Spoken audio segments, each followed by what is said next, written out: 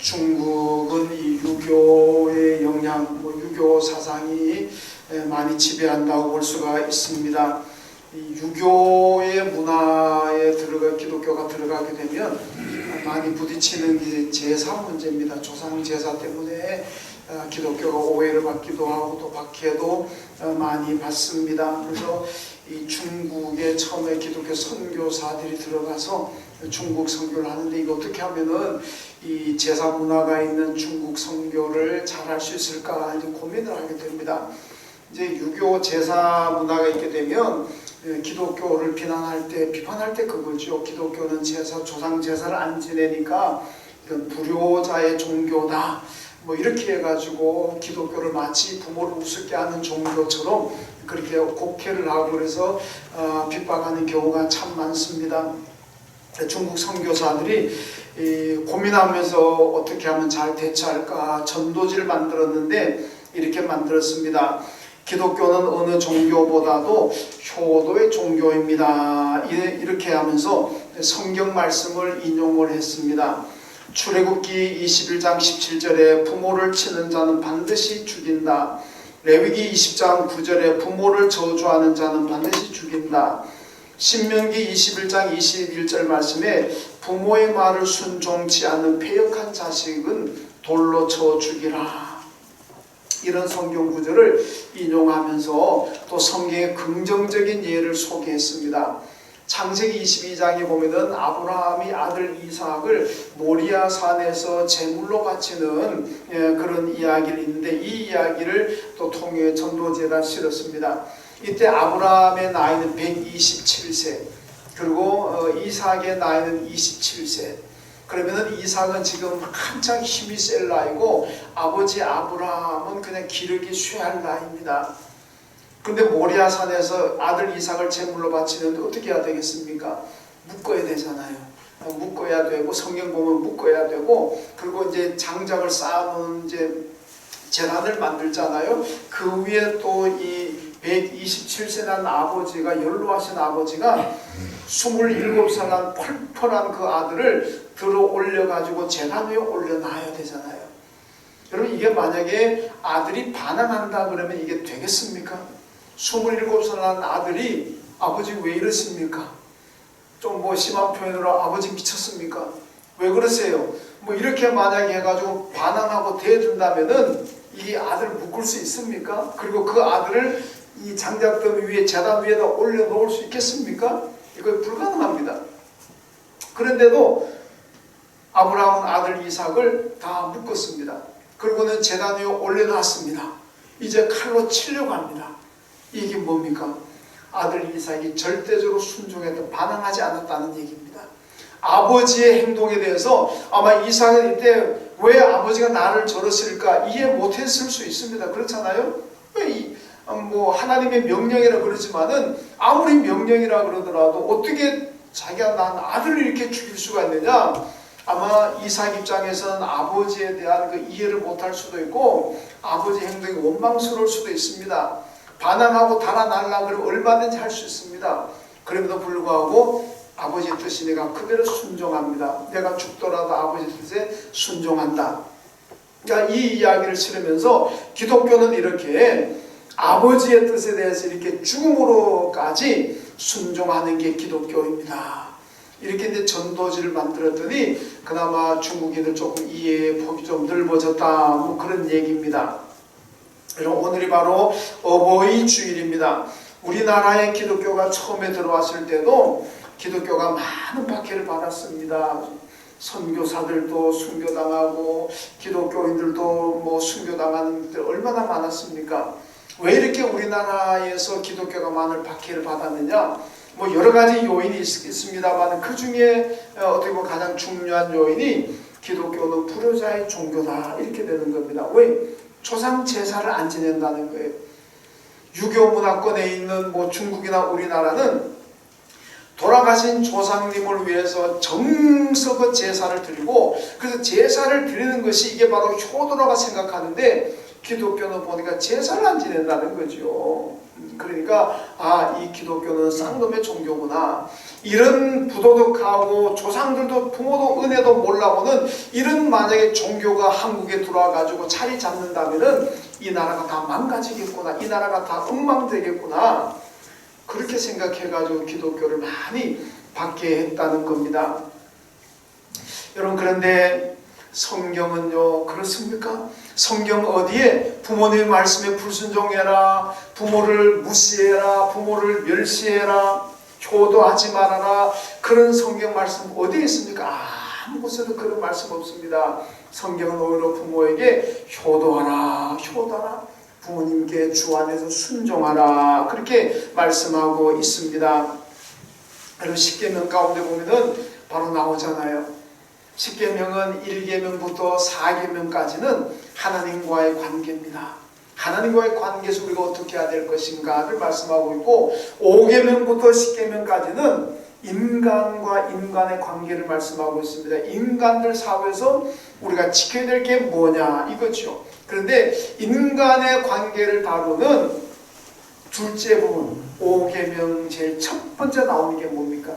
그게 바로 내 부모를 공경하라. 그러니까 하나님 관계에서 말고 인간과 인간의 관계에서 가장 중요한 것은 첫 번째 나오는 계명이 내 부모를 공경하라 이겁니다. 이런데도 우리 기독교가 부모를 우습게 알고 부모에게 불효하는 그런 종교이겠습니까? 아닙니다. 우리나라 처음 들어왔을 때는 기독교가 들어오면 나라가 망할 줄 알았지만은 이 나라가 망하지 않고 오늘날 이렇게 전 세계적으로도 많이 발달한 나라가 된 것은 바로 기독교 복음 때문인 거, 누가 부인할 수가 있겠습니까? 기독교는 나라를 망하게 하는 종교가 아니라 나라를 흥하게 하는 종교이고, 기독교는 백성들을 피폐 빠지게 만드는 종교가 아니라 백성들을 잘 살게 만들고 행복하게 만드는 그런 종교가 바로 기독교인 줄로 믿습니다. 오늘 본문에도 보면 이 아버지의 사랑을 보여주고 있습니다. 이 본문은 바로 다윗 왕의 이야기인데, 이 아들 다윗 왕이 자기 아들 압살롬에 대한 그 애틋한 사랑을 보여주고 있는 그 모습하고 오늘 본문입니다. 근데 본문은 사실 이 오늘 다윗과 압살롬의 이야기가 굉장히 긴 말씀인데, 이걸 뭐 다 본문으로 정해가지고 다 읽을 수가 없습니다. 너무 길기 때문에. 그래서 제가 한 부분만 제가 이제 찍어서 본문을 정하고 읽었습니다만은, 이 이야기들 가운데 보면 다윗이 자기 아들에 대한 그 사랑이 얼마나 깊은가를 보여주고 볼 수가 있습니다. 여러분, 다윗의 모습이, 아들에 대한 그 사랑하는 그 아버지로서의 다윗의 모습이 오늘 바로 여러분과 저의 부모님의 모습이라는 겁니다. 그러면 다윗을 통해서 내 부모님이, 우리 부모님이 이런 분이시구나, 다시 한 번 더 우리가 깨닫고 부모님께 효도해야 된다는 말씀입니다. 오늘 내용은 이렇습니다. 다윗의 아들 압살롬이 반란을 일으켰습니다. 이 헤브론이라는 곳에 반란을 일으켰는데, 헤브론에서 반란을 일으켰다는 소식을 다윗이 듣자마자 바로 궁궐을 버리고 수도 예루살렘을 버리고 도피길에 올라 버립니다. 참 이제 조금 더 자세하게 생각해 보겠습니다만은, 이 도피길에 올라가지고 마하나임이라는 곳에서 이제 도피 생활하고 있는데, 다윗이 마하나임은 이스라엘의 그 동편 땅, 지구로 말하면 요르단 땅에 있는 곳입니다. 야곱이 자기 고향으로 돌아오다가 천사를 만난 곳이고, 그리고 그때 야곱이 이 지역의 이름을 마하나임이라고 붙였습니다. 다윗이 거기에 이제 도피해 있을 때에 압살롬의 반란군하고 다윗의 군대하고 이제 전쟁이 붙었죠. 그런데 이 전쟁에서 결국 압살롬이 죽게 됩니다. 어떻게 죽느냐면, 압살롬의 머리가 아마 상당히 길었는가, 요즘 여성들 머리처럼 아마 길어가지고 땀은 닦고 이렇게 붙잡아 메고 아마 이런 것 같아요. 그러다가 이 노새를 타고 지나가는데 큰 상수리 나무 밑을 지나가다가 이 머리를 좀 더 숙여야 되는데 아마 덜 숙였는 것 같아요. 그래가지고 압살롬의 머리가 상수리 나무 가지에 걸려버렸습니다. 노새는 빠져나가 버렸잖아요. 그거 어떻게 됩니까? 머리에 걸려가지고 큰 상수리 나무에 대롱대롱 달려 있습니다. 그러니까 다윗의 부하들이 와가지고 압살롬을 죽여버리죠. 그래서 압살롬이 이제 죽게 되는데, 다윗이 이 소식을 접합니다. 그래서 오늘 본문에 보면은 내 아들 내 아들 내 아들 얘기가 얼마나 많이 나옵니까? 내 아들 압살롬아 내 아들 압살롬아 내 아들 내 아들 내 아들, 내가 차라리 너를 대신하면 죽었으면 더 좋아, 내가 차라리 죽었더라면 더 좋았을 텐데 내 아들 네가 죽었구나 이러면서 통곡하고 있는 장면이 바로 오늘 본문에 나와 있습니다. 여기 보면은 이 아들에 대한 아버지의 사랑, 압살롬에 대한 아버지 다윗의 사랑이 얼마나 큰가를 볼 수가 있는데, 그 사랑이 어떤 것인가? 여러분, 먼저 다윗은요 압살롬의 잘못을 자기 탓으로 돌리고 있습니다. 압살롬이 잘못하는 것이 아니라 내가 잘못했다. 압살롬은 지금 아버지 죽이고 왕이 되려고 하는 반란을 일으키는 페루납니다. 그런데도 불구하고 다윗은 자식이 잘못한 것이 아니라 내가 잘못했다, 자기 탓으로 돌리고 있다는 겁니다. 여러분, 다윗은 전쟁을 많이 한 사람입니다. 전쟁에 사람들을 얼마나 많이 죽였습니까? 사울이 죽인 자는 천천히지만 다윗이 죽인 자는 만만이라 그럴 정도로 다윗은 많은 전쟁을 하고 많은 사람들을 죽였습니다. 그래도 다윗이 그 전쟁에 죽인 사람들 때문에 통곡하거나 원통하고 애통해하지 않았습니다. 그렇게 많은 사람을 죽였는데도, 물론 적군들이니까 뭐 그런 거 없겠죠. 자, 그런데 압살롬의 죽음에 대해서는 다윗이 통곡을 하고 있습니다. 다 적은 적이잖아요. 압살롬도 다윗이 적입니다. 지금 자기를 죽이려고 반란을 일으킨 사람이기 때문에 비록 자기 아들이지만은 적은 적이잖아요. 그런데 다른 적군들을 죽일 때에는 뭐 죽이고 난 다음에 그냥 감사했고 하나님께 감사했지만은 같은 적인데도 압살롬 아들을 죽였을 때는 오히려 통곡하고 있습니다. 오늘 보면 33절에 보니까 내 아들 압살롬아 차라리 내가 너를 대신하여 죽었더라면, 이런 통곡하고 있습니다. 압살롬의 죽음을 자기 탓으로 돌리고 있습니다. 그래서 야, 내가 차라리 너를 대신 내가 죽었더라면 됐을걸, 이렇게 얘기하고 있다는 겁니다. 왜 이렇게 되느냐? 올라가 보면 그렇습니다. 압살롬의 누이 다말이라는 이 누이 동생이 있는데, 이 암논이라는 배다른, 압살롬의 배다른 형이 있습니다. 이 암논이라는 형이 있는데, 이 암논이 이 압살롬의 이 누이 동생인 이 다말의 여인을 굉장히 사랑하고 좋아합니다. 아마 사랑을 고백했는지도 모르겠습니다만은, 고백했는데 다말이 거절했는지는 모르겠습니다. 하여튼 굉장히 좋아했어요. 그래서 뭐 몸이 아플 정도, 우리말로 상사병이 걸렸는지 늘 다말을 좋아하다 보니까 몸이 아플 정도로 취약해져 갑니다. 그러니까 이 친구 중에 요나답이라 하는 이 암논의 친구가 가가지고 하나의 꾀를 냅니다. 야, 너 아픈 척해라. 지금보다 더 많이 아픈 척해라. 그러면은 아버지인 다윗 왕이 너한테 병문안 올 거 아니냐. 그러니까 아버지가 병문안 오거든, 이렇게 얘기해라. 아버지, 다말이 만들어준 떡을 내가 먹으면은 다 나을 것 같습니다. 깨끗하게 나을 것 같습니다. 그렇게 한번 말씀드려라. 그러니까 암논이 진짜 아픈 척하고 있으니까 다윗이 왔습니다. 아버지, 제가 많이 아픈데, 그런데 다말이 해다 준 떡을 먹으면 제가 다 나을 것 같습니다. 그러니까 다윗이 그래? 그럼 내가 그러지. 그러니까 다윗이 다말에게, 야 다말아, 네 오라비, 비록 배다른 오라비지만은 오라비 위에서 떡을 좀 해다가 갖다 줘라. 네가 해준 떡을 먹으면 다 낫겠다, 낫는단다. 그러니까 이 다말이 예 알았습니다 아버지. 그러고 이제 떡을 해가지고 들어갔습니다. 들어갔는데 암논이 그때서야 이 뭐 떡은 별로 신경 안 쓰고 그냥 다말을 그냥 강제적으로 해가지고 이런 동침을 해버렸습니다. 그리고는 쫓아내버렸습니다. 그 마음이 그렇게 한순간에 돌변한지는 모르겠는데 하여튼 그러면 쫓아내버렸어요. 그러니까 이 다말이 얼마나 마음이 아프고 슬프게 해서 그러니까 울면서 지내고 있으니까 이 오라빈 압살롬이 너무 분노할 거 아닙니까? 그래서 이 압살롬이 자기 동생을 저렇게 만들었으니까 내가 이 암논을 용서할 수가 없다. 어떻게 암논을 복수할까 생각하다가 어느 날 압살롬이 큰 잔치를 베풀고 형제들을 다 초청했습니다. 암논에게도 형님 와서 내가 잔치하니까 와주십시오. 그러니까 이제 알았다고. 그리고 다 모였습니다. 그래서 이제 음식을 먹고 술을 마시고 그리고 정신이 그냥 혼미해졌을 때에 압살롬이 암논을 죽입니다.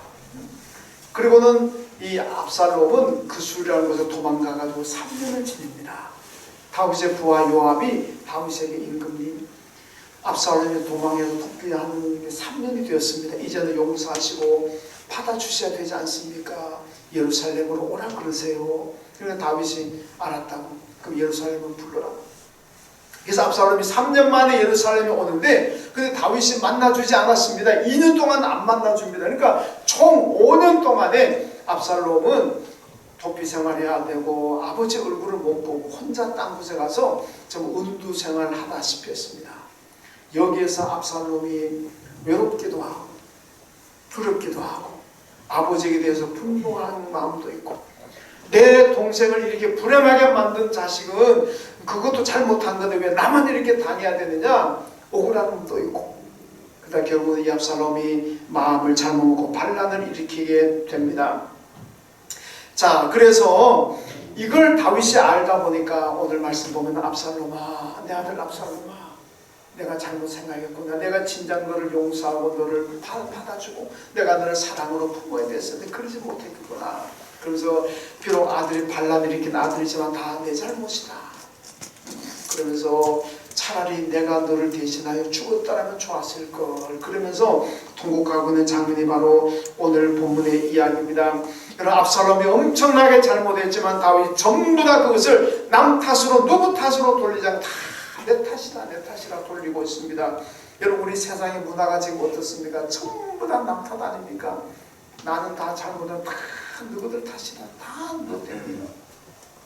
여러분, 성경에도 보면요, 하나님께서 아담 하와에게 선악과를 먹지 말라 그랬는데 먹으면 죽는다 그랬는데 먹었잖아요. 그러고 난 다음에 처음 어떻게 합니까? 아담아, 너가 왜 선악과 먹었느냐? 아담이요, 나는 안 먹으려는데 하나님께서 내게 주신 저 여인이 내게 먹으라 그래서 내가 먹었을 뿐입니다. 하와 탓으로 돌렸잖아요. 하와에게 너는 왜 먹었느냐? 예, 저는 저 뱀이 나한테 와가지고 먹으라 그래서 먹었습니다. 다 남탓했습니다. 자기가 잘못했다고 하나님 말씀 어긴 것 죄송합니다, 잘못했습니다 고백하는 것이 아니라 다 남탓이, 아내 탓이고 뱀 탓이고. 신의 광야에서 아론이 금송아지 만들었을 때 왜 이딴 짓을 했냐 그러니까 아론이 뭐라 그러니까 나는 안 하려고 그랬는데 백성들이 와가지고 만들어달라 그래가지고 그냥 만들었을 뿐입니다. 다 백성들 탓을 돌렸잖아요. 성경의 이 이름들도 다 자기 탓으로 얘기하는 사람, 다 남 탓으로 지금 돌리고 있다는 겁니다. 여러분, 그런데요, 다윗은 뭐라 그런가? 다 내 탓이라 그러잖아요.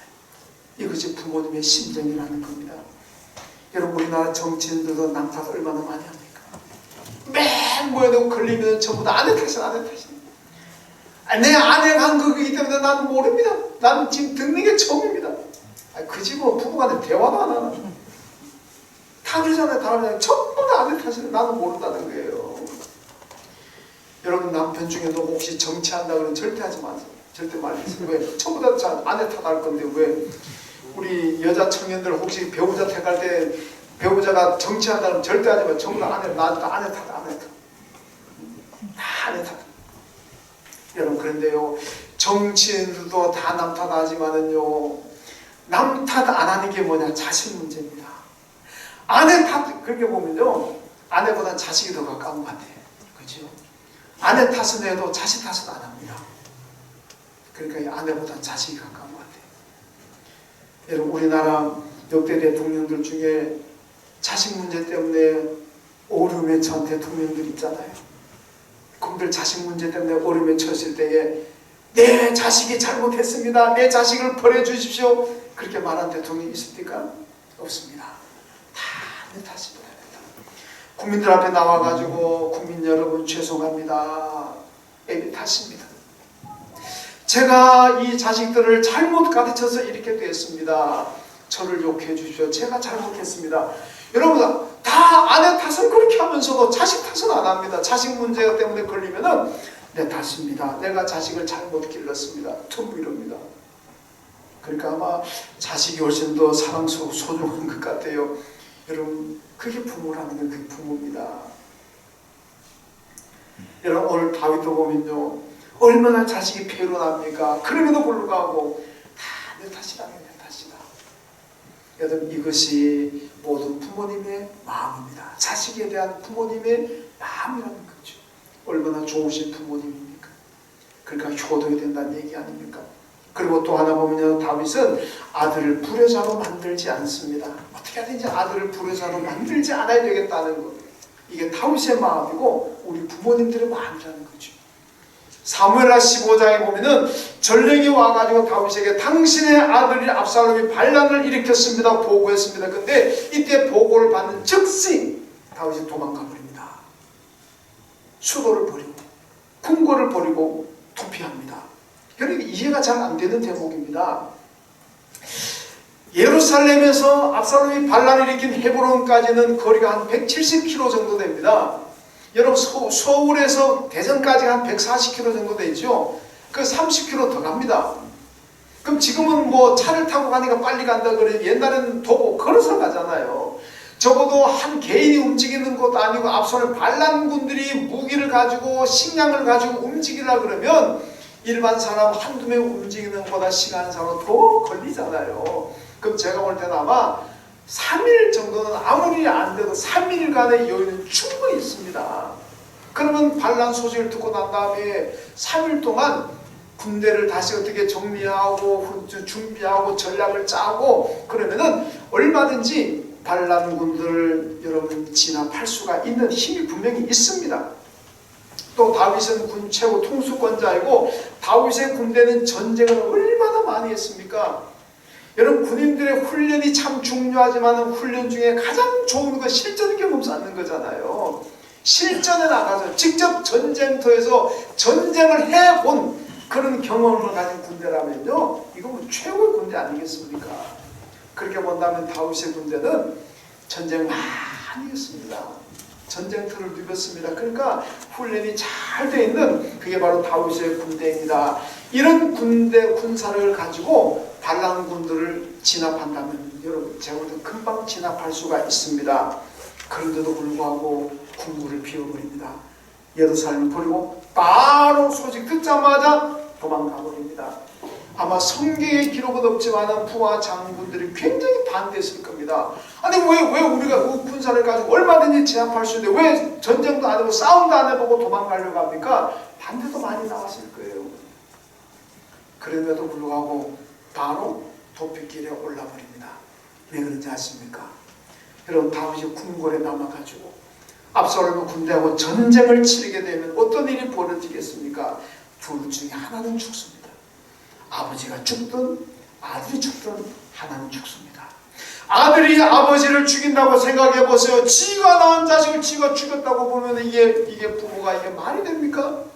반대로 아들이 아버지를 죽였다고 생각해 보세요. 이런 천하의 불행막심한 자식이 세상에 필요나 적인 어디 있겠습니까?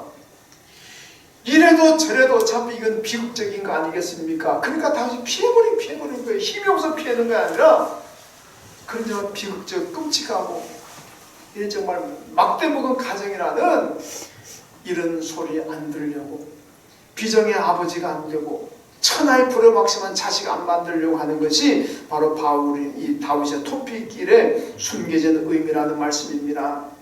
여러분, 그래서 다윗이 도망하면서 부하들 그러잖아요. 다 어떻게 하더라도 내 자식 목숨만은 살려주라. 압살롬의 목숨만은 살려주라. 이게 부모의 심정입니다. 그렇게 나쁜 자식이지만은 그럼에도 불구하고 그 자식을 사랑하는 마음이 바로 아버지 다윗의 마음이었다는 겁니다. 여러분, 제가 뉴스에 보니까 이거 다 오래된 얘기입니다만은 제주도에는 양로원이 굉장히 많다고 합니다. 왜 그럼 제주도에 노인분들이 그렇게 많은가? 그게 아니고 육지에서 제주도로 간 노인들이 그렇게 양로원이 많다는 겁니다. 왜 많습니까? 자식들이 부모 관광시켜준다고 제주도 모시고 가가지고 그냥 내버리고 왔다는 겁니다. 그런 부모님들 제주도에 많아가지고 제주도에 양로원이 많다는 겁니다.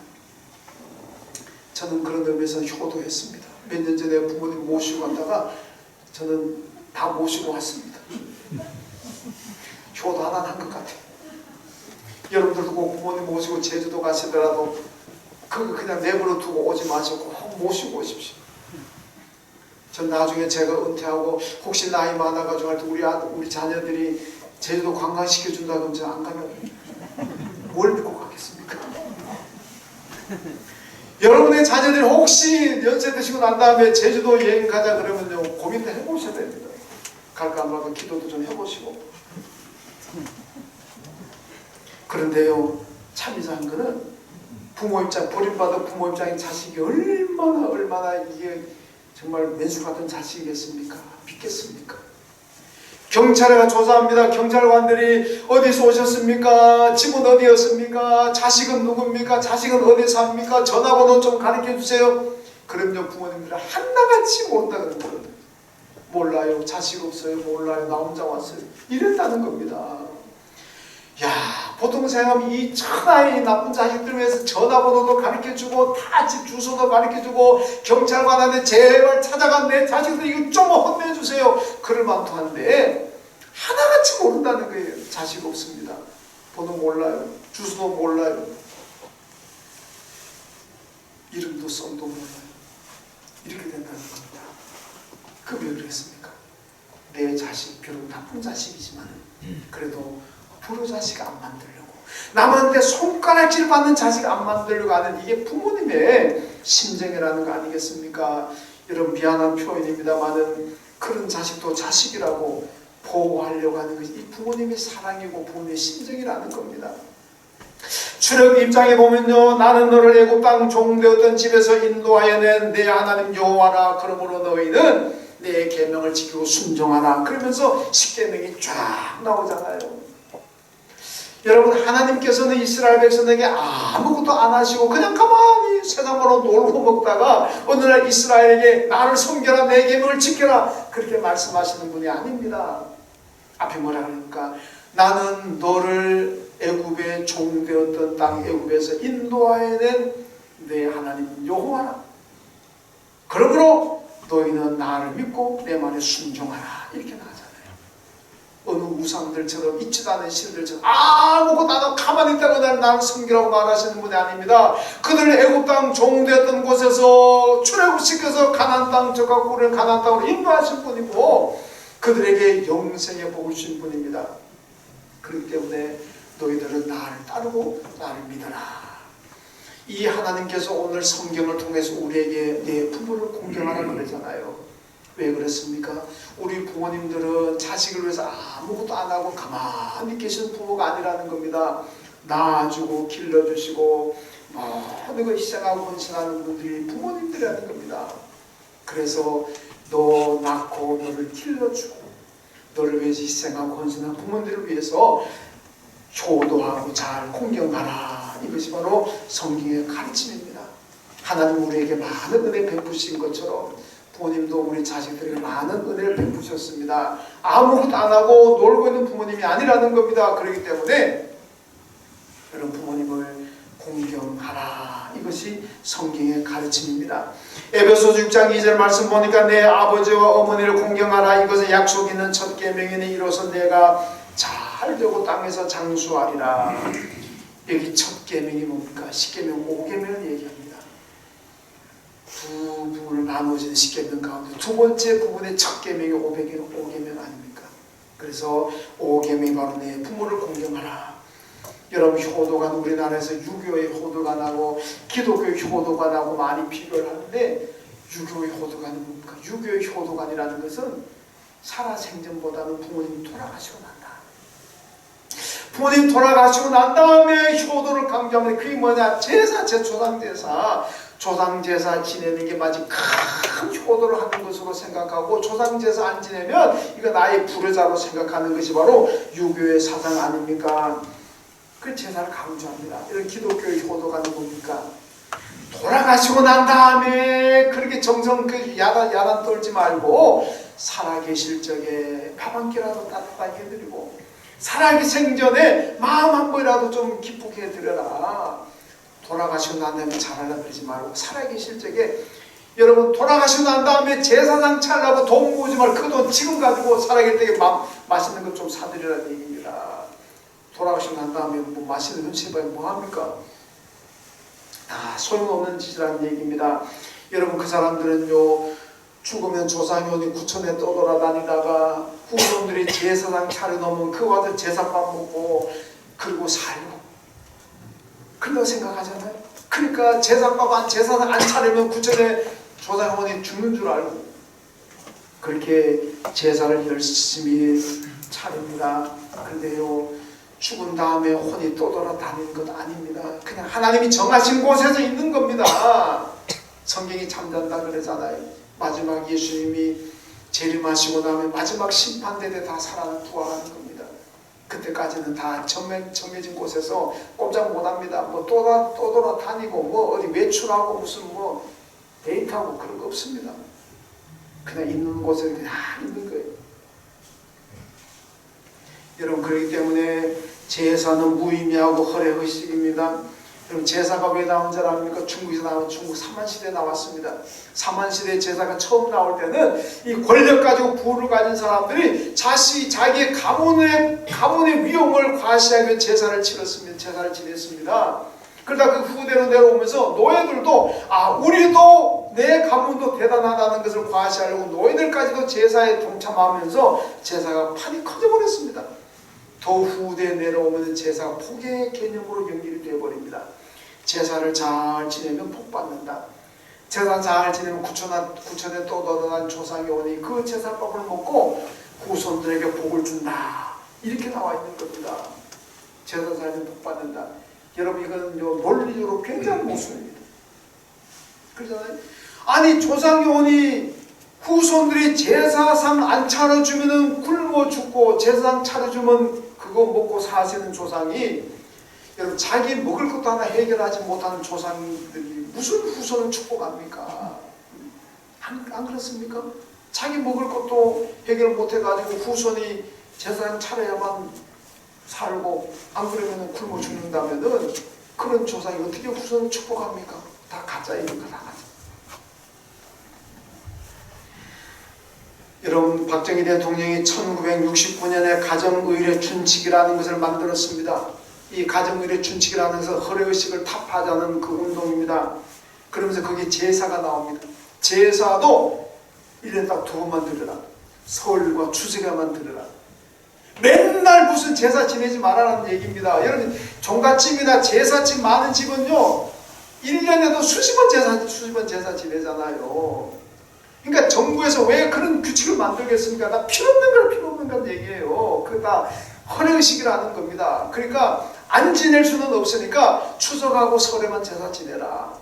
나머지는 지내지 마라. 그거 제사 지낸다고 그냥 돈 들이고 정성 들이고 왜 오냐 안 오냐 그래 싸움 나가가지고 가정 무너지고 그런 거 하지 말라는 거 아닙니까? 그 허례의식이고 의미가 없는 거라는 얘기입니다.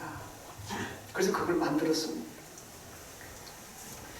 제사에 신경 쓰지 말고 살아계실 적에 따뜻한 물 한 그릇이라도 따뜻한 밥이라도 해들고 부모를 기쁘게 하는 게 그게 효도라는 것이 바로 성경의 가르침입니다. 여러분, 자녀들 입장에서는요 부모님을 좋은 집에 살게 해드리고 싶잖아요. 세계 관광 국내외 좋은 곳이라면 관광해드리고 싶은 게 자녀의 마음이잖아요. 부모님들 건강하고 장수하게 살아가시도록 만들고 싶은 것이 해드리고 싶은 것이 자녀의 입장이잖아요. 그러니까 보약도 해드리고 건강하다면 건강식품도 많이 해드리잖아요. 그런데요, 그런다고 그렇게 됩니까? 그런다고 자녀를 신경 쓴다고 해서 내 마음대로 다 됩니까? 좋은 집에다 살게 해드리고 뭐 건강하고 장수하게 해드리고 세계 온 곳 다 보내드릴 수 있는 형편이 자녀들 그런 형편 되는 사람이 몇 명이나 되겠습니까? 이 땅에서 내 마음은 그렇지만 다 안 됩니다. 그런데요, 한 번에 해결할 수 있는 방법이 있습니다. 그게 뭡니까? 예수 믿고 천국 보내드리면 됩니다. 믿습니까? 예수 믿고 천국 보내드리면요 제일 좋은 집에 사십니다. 요한계시록 21장에 12가지 진주 보석으로 된 집에 삽니다. 천국의 집이 그래요. 여러분, 거기는요 아프지도 않고 죽지도 않고요 영원히 삽니다. 얼마나 건강하게 장수 영원히 사는 곳인데 얼마나 아름다운 곳이냐. 여러분, 신부가 신랑을 위하여 단장한 것 같더라 그러잖아요. 이건 최고의 아름다움의 표현입니다. 이 땅에 그런 것도 없습니다. 이 세상에 여러분 그런 것도 있습니까? 없습니다. 없어요. 오직 천국만이 여러분 가장 아름다운 것입니다. 가장 축복받는 것 천국이면. 그러므로 자녀들은요, 부모님을 어떻게 하든지 예수 믿게 만들어서 천국 보내드리는 것이 최고의 효도입니다. 어제 보니까 대통령이요 그런 말씀하시더라고요. 부모님을 하여금 백신 접종하는 것이 최고의 효도다. 백신 접종하는 게 다 불안해서 잘 안 하려고 그러잖아요. 저도 아마 5월달 되면 저한테도 기회가 오는 것 같더라고 보니까. 저도 고민입니다. 이걸 해야 될지 말아야 될지. 우리 교인들 가운데서 저한테 목사님이나 접종을 하라고 하는데 해야 됩니까? 말아야 됩니까? 상담하는 분들도 있어요. 그러니까 국민들이 지금 전부 다 불안하니까 안 맞으려고 그랬잖아요. 그러니까 아마 답답하니까 대통령이 나서가지고 여러분 최고 효도는 백신 접종하는 겁니다. 그 말도 일리는 있어요. 일리는 있고 뭐 좀 이해는 갑니다만은 잠깐 지나가는 거고, 여러분 최고의 효도는 뭡니까? 부모님 예수 믿게 만드는 천국 보내드리는 건 줄로 믿습니다. 아멘. 이 땅에서 우리가 경험하지 못하고 누리지 못하는 것, 꿈도 꾸지 못하고 상상하지도 못하는 그런 축복이 천국에서 누릴 수가 있는 겁니다. 그러니까 백신 접종도 보내될지 안 보내될지 저도 모르겠습니다. 알아서 판단하십시오. 그러나 예수 믿고 천국 보내드리는 것은 선택의 문제가 아닙니다. 여러분 어떻게 하든지, 혹시 부모님이 예수 안 믿으신다면 어떻게 하든지 예수 믿게 만드시고, 그래서 천국 보내드리십시오. 그렇다면 최고의 효도입니다. 여러분 어버이 주를 맞으면서 이 땅에서도 부모님께 기쁨을 드리고 또 나중에 천국 보내드려서 영원한 기쁨을 누릴 수 있도록 효도하시는 자녀들 다 되시기를 주님의 이름으로 축원합니다. 하나님 감사합니다. 오늘 어버이 주일을 맞으면서 부모님의 은혜와 그 사랑, 그 모든 희생과 헌신을 생각하면서 주님 말씀처럼 효도 다 하는 우리 모든 자녀들 되게 하여 주옵소서. 이 땅에서는 우리가 해드리고 싶은 거 다 해드리지 못하지만은 우리 부모님들 다 예수 믿어서 천국 가셔서 거기서는 이 땅에 누리지 못하는 거, 보지 못하는 거, 경험하지 못하는 거 다 할 수 있는 그런 부모님 되게 하여 주시고, 천국 보내드리는 부모님, 보내드리는 우리 자녀들이 다 되게 하여 주옵소서. 부모님 잘 공경함으로 이 땅에서도 잘 되고 장수하는 복도 누리게 하여 주옵소서. 예수님의 이름으로 기도하옵나이다. 아멘.